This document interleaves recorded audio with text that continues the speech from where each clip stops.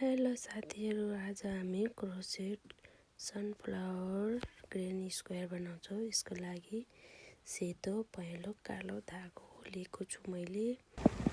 अब त्यसको लागि फर्स्टमा म्याजिक रिङ बनाउने अनि म्याजिक रिङमा 3वटा चेन तान्नेछु। एक भइहाल्यो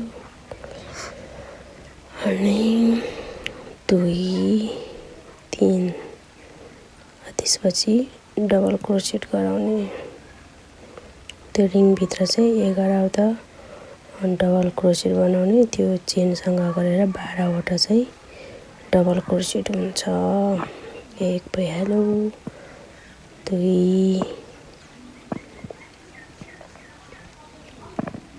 3 4 5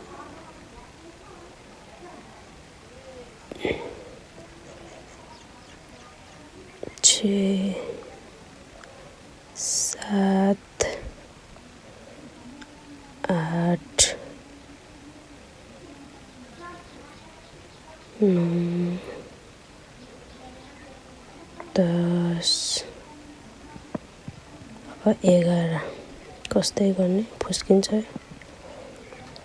11। अब मजाले त्यो टुप्पो समातेर कस्दिने। त्यो म्याजिक रिङमा 11वटा डबल क्रोसेट त्यो चेनसँग गरेर 12वटा हुन्छ। त्यो चेनको फर्स्टमा सबसे टपमा स्लिप स्टिच गरिदिने। एक चेन गरेर धागो काट्ने, यस्तो बन्छ। त्यसपछि पहेँलो धागो एड गर्ने। एक ठाउँमा कुरुस राखेर त्यहाँ नट बनाउने। जहाँबाट सुरु गर्दा नि हुन्छ फर्स्टमा। त्यसपछि अब 3 चेन 1 3 अब ट्रिपल क्रोसेट गराउने। 3 चोटि बेर्ने। 1 2 सँग फेरि गर्ने। 1 2 3 चोटि गर्ने। 3वटा भइहाल्यो। फेरि 1 2 चेन तान्ने। फेरि त्यहीँनिर 3 चोटि धागो चढाउने अनि 3 चोटि धागो चढाएपछि यसरी 1 चोटि 2 चोटि यो 2वटा रहन्छ। फेरि त्यसरी फेरि 1 चोटि 2 चोटि फेरि 3वटा भयो त्यहाँ। फेरि 1 2 1 2 3 4वटा हुन्छ। त्यसलाई एकैचोटि स्लिप गरिदिने। यसरी फेरि 1 2 चेन तान्ने। यसरी नै सबै चेनमा गराउँदै जाने। 12वटा पहेँलो पेटल बनाउने। 1 2 फेरि 1 2 फेरि एकचोटि 1 2 3वटा भयो। अब एकैचोटि तान्दिने। 2 चेन यसरी नै गर्दै जाने लास्टसम्म। लास्टमा पनि अब सेम गर्ने हो लास्टसम्म। यसमा टोटल 12वटा पेटल हुन्छ।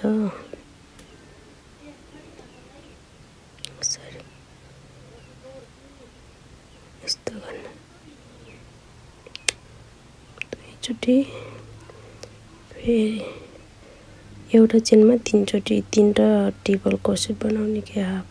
यसरी अब 2 चेन तान्ने अनि त्यो फर्स्टमा त्यहाँ स्लिप गरिदिने। स्लिप स्टिच अब कट गरेर सेतो धागो एड गर्ने। कट यस्तो बन्छ सनफ्लावर। अब सेतो धागो त्यहाँ राख्ने। अब धागो नट गर्ने, धागो नट बनाउने।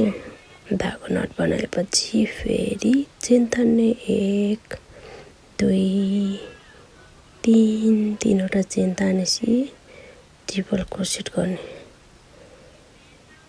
1 2 फेरि गर्ने, फेरि 1 2 तीनचोटि 1 2 चेन तान्ने, फेरि त्यही सेम त्यही 1 2 3 यसले ट्रिपल क्रोसेट भन्छ। 3 2 चोटि राउन्ड गर्ने, धागो चढाउने अनि फेरि एकचोटि भइहाल्यो। 2 चोटि 3 चोटि गरे फेरि एकचोटि त्यही गर्ने। 3टा डबल ट्रिपल क्रोसेट अनि 2टा चेन फेरि ट्रिपल क्रोसेट गर्ने अनि डाइरेक्ट फेरि उताको खाली ठाउँमा त्यो चेनमा यसमा चाहिँ डबल क्रोसेट गराउने हो। 2टा 3टा डबल क्रोसेट भयो। फेरि अर्को पनि त्यहाँ अर्को चेनमा डबल क्रोसेट 3टा 1 2 3 सेम ठाउँमा 3टा। फेरि फर्स्टमा बनाएको जस्तै सेम बनाउने। त्यो चाहिँ कर्नर हो कि 4वटा कर्नर हुन्छ नि त, 4पट्टि बनाउनको लागि यस्तो गर्ने। फेरि एकचोटि 2 चोटि 3 चोटि ट्रिपल क्रोसेट भन्छ यसलाई। यसरी नै बनाउने। फेरि 2 चेन तान्ने अनि फेरि सेम फेरि त्यही ठाउँमा फेरि पनि बनाउने ट्रिपल क्रोसेट 3टा। 1 2 3 यसरी नै 3टा बनाउने। यता पनि 3टा ट्रिपल क्रोसेट 2 चेन फेरि ट्रिपल क्रोसेट 3टा यसरी नै बनाउँदै जाने। फेरि त्यहाँ डबल क्रोसेट 3टा 2टा चेनमा यसरी नै गर्दै जाने। अब रिपिटको यसरी नै गर्दै जाने हो। अनि फेरि त्यो फर्स्टमा गरे जस्तो ट्रिपल क्रोसेट चाहिँ अझै 2 चोटि रिपिट गरेपछि 4वटा कर्नर रेडी हुन्छ। अनि सकेपछि त्यहाँ स्लिप स्टिच गरिदिने। स्लिप गरिदिएपछि चेन तान्ने। अब 1 2 अब डबल क्रोसेट गर्ने सबै त्यो घेरो सबैमा 1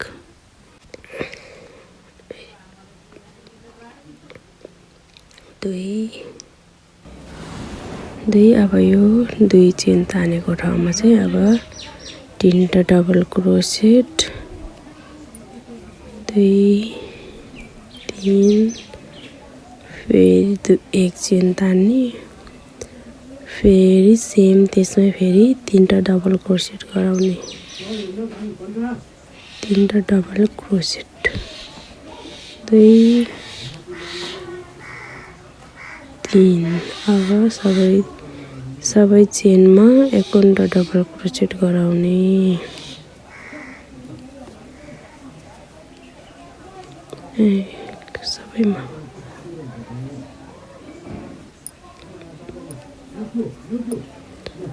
सबैमा डबल क्रोसेट बनाउने। अनि त्यहाँका त्यो हामीले 2 चेन तानेको त्यो छेउछेउमा 4वटा भागमा छेउछेउमा चाहिँ 3टा डबल क्रोसेट अनि फेरि 1 चेन अनि फेरि 3टा डबल क्रोसेट गराउँदै लाने हो। यसरी नै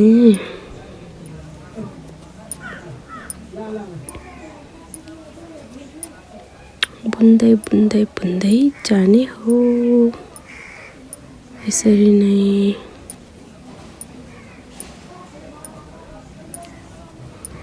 अब यो चेन तानेको ठाउँमा फेरि तीनटा डबल क्रोसेट अनि फेरि एक चेन फेरि तीनटा डबल क्रोसेट त्यो एकै ठाउँमा बनाउने 1 2 3 अनि फेरि एक चेन फेरि तीनटा 1 2 3 यसरी नै सबैमा गराउँदै जाने छेउ लास्टसम्म।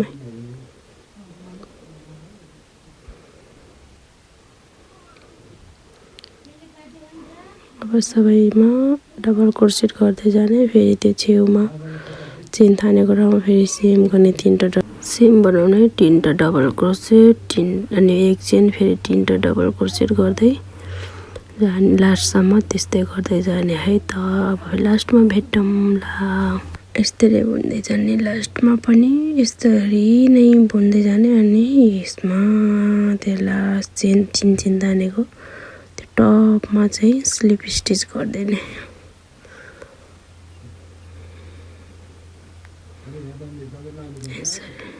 अनि कट गरिदिने।